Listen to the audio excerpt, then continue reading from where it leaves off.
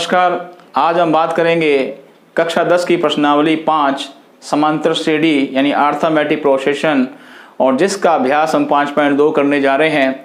और अभ्यास 5.1 की बात हम पहले कर चुके हैं, इसे डिस्क्रिप्शन में आप देख सकते हैं। और आइए हम 5.2 की बात करें। 5.2 में जो समांतर श्रेणी का nवां पद, समांतर श्रेणी का nवां पद जो होता है उसका सूत्र होता है a की n बराबर a plus n minus 1 into D. इस सूत्र के बारे में हम बात करेंगे इस अभ्यास के अंदर। और a का मतलब होता है प्रथम पद, n का मतलब होता है पद, और d का मतलब होता है सारवंतर। जैसा कि इसका पहला सवाल दे रखा है कि समांतर श्रेणी 2,7,12 का 10वां पद ज्ञात करें।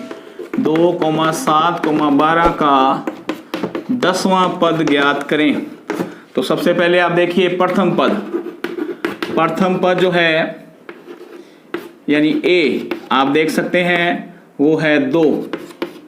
इसके बाद पद संख्या का मतलब कौन सा पद पूछा है हमारे से, तो हमसे 10वां पद पूछा है, n का मान 7। उसके बाद सारवंतर का मतलब होता है दो कर्मागत पदों का अंतर। कर्मागत यानी पहला दूसरा, दूसरा तीसरा।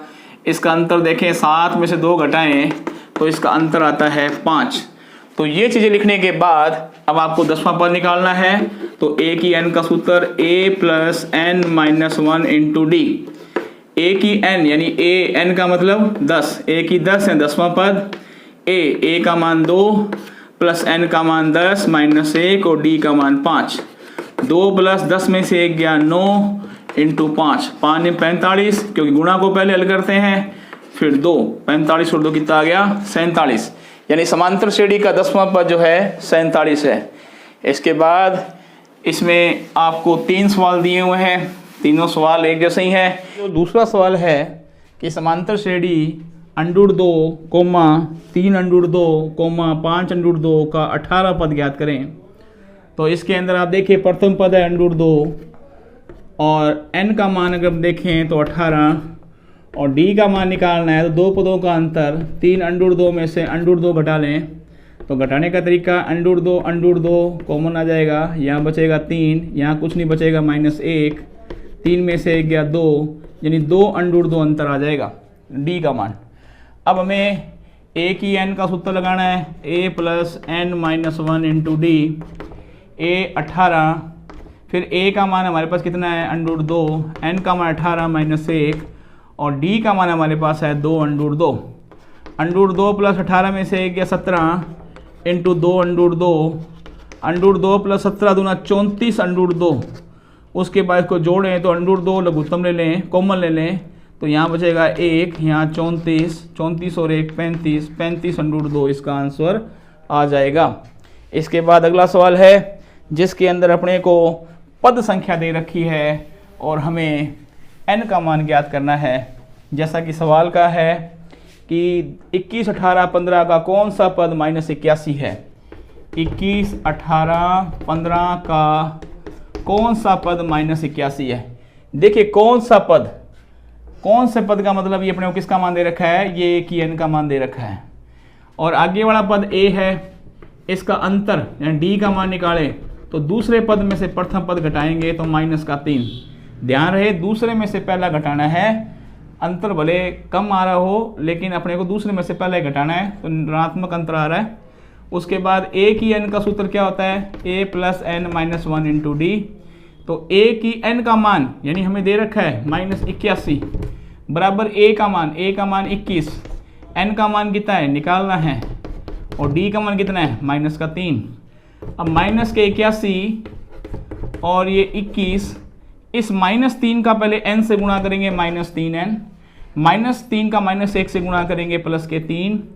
अब ये -81 बराबर 21 प्लस के और 3 प्लस के 24 -3n।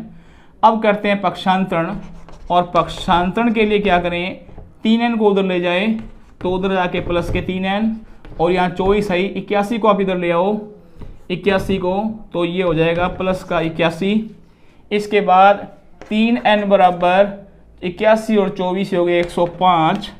n का मान निकालें 105/3, ये आ जाएगा 3 3 9 3 5 15 35, यानी n का मान आ जाएगा 35। के बाद जो समांतर श्रेणी का 5.2 का चौथा सवाल है कि समांतर श्रेणी का तीसरा व 9वां पद 4, -8 है, कौन सा पद शून्य होगा। तो देखिए तीसरा पद मैंने आपको पहले ही बताया था 5.1 करते समय कि तीसरे पद का मतलब होता है a + 2d, यानी a की 3 का मतलब होता है a + 2d, और 9वां पद यानी 9वां पद का मतलब a9 का मतलब a + 8d। तो तीसरे पद का मान 4 यानी a + 2d = 4, और 9वां पद यानी a + 8d = -8। कौन सा पद शून्य होगा। कौन से पद शून्य का मतलब अपने को एक ही n का मान बताना है कि कौन सा पद जहां पे 0 हो जाएगा। तो सबसे पहले इन दोनों समीकरणों को हम क्या करेंगे, हल करेंगे। तो ये दो युगपद समीकरण हैं, इसमें a और a बराबर है। समीकरण 1 में से 2 घटाएंगे तो निशान चेंज करेंगे नीचे वाले समीकरण के, ये a से कट गया, प्लस के 2, अब ये 8 माइनस के हो गए तो माइनस के 6d और 12, d का मान निकालें 12/-6 यानी -2।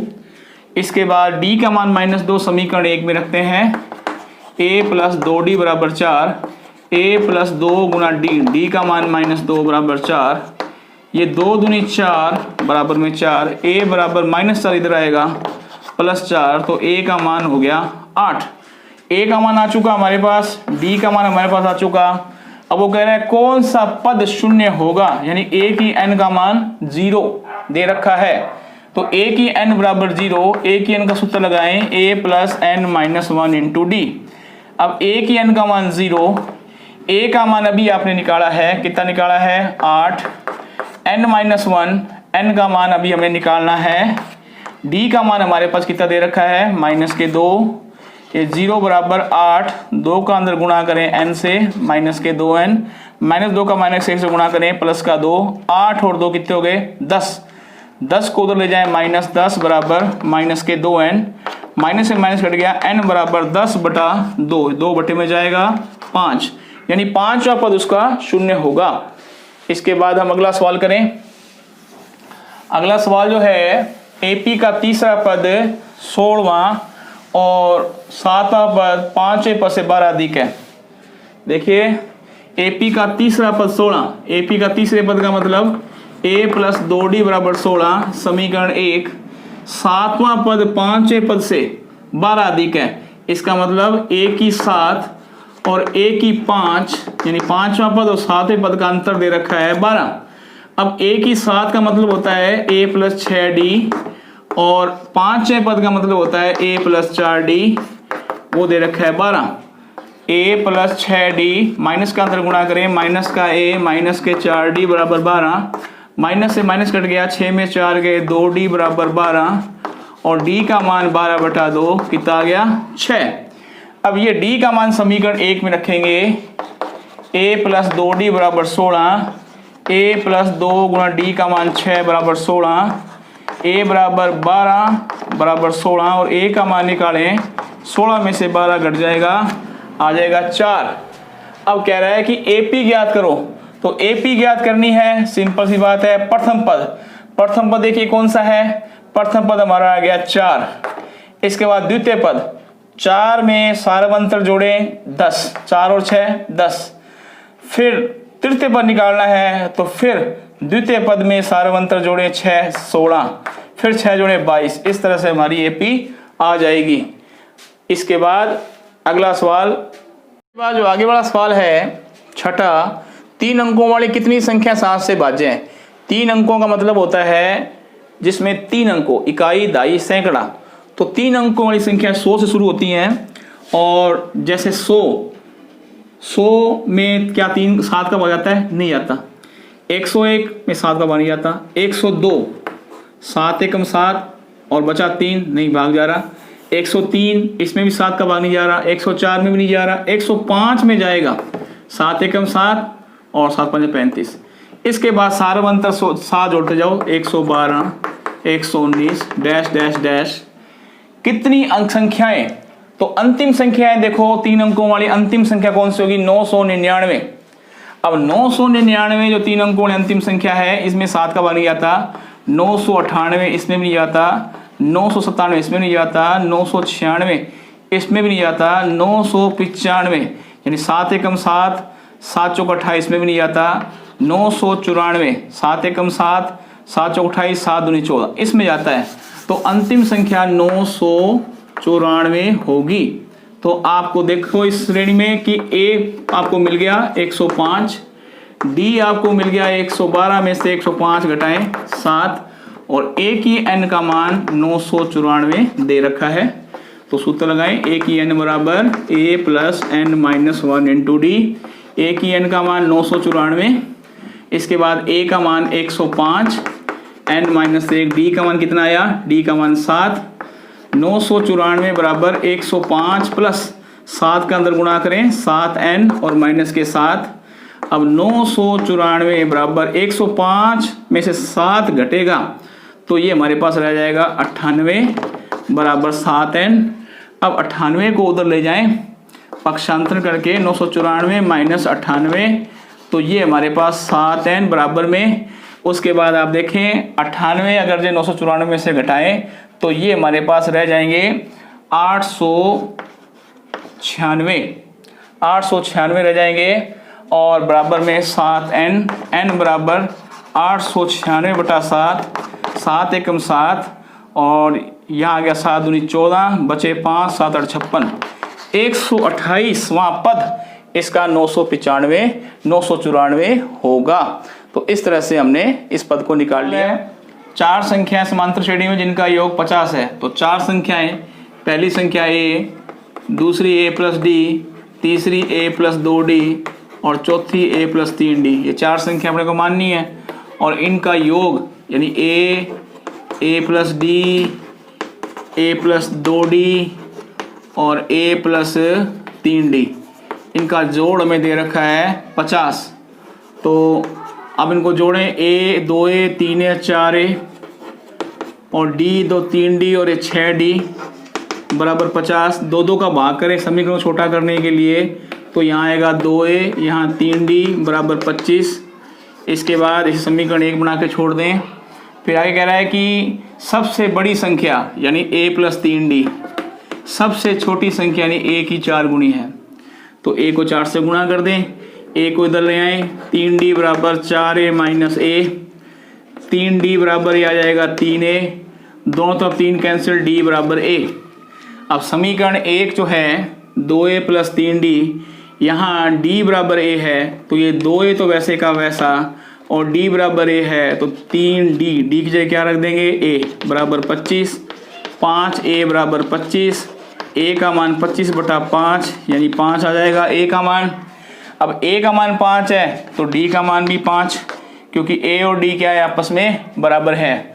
और इसके अंदर हमें क्या करना है, वे संख्याएं ज्ञात करनी है।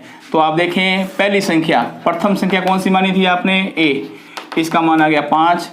द्वितीय संख्या a प्लस डी यानी 5 प्लस 5 आ गया 10। तृतीय संख्या a प्लस 2d यानी 5 प्लस d का मान 5 रखें, 5 2 10 और 5 15। तृतीय संख्या a प्लस 3d यानी 5 प्लस 3 गुणा 5, 15 और 5 आ गया 20 यानी 5, 10, 15, 20। ये 4 संख्याएं आ गई। सवाल जो है 10, 7, 4 डैश डैश डैश माइनस 62 का अंतिम पद से 11 पद ज्ञात करें। जब भी ऐसा सवाल आए अंतिम पद से 11 पद ज्ञात करें तो उसका सूत्र होगा L minus n minus 1 into D. तो यहाँ पे जो L है वो हमारा क्या है, अगर हम L की बात करें तो L हमारा यहाँ माइनस 62 है।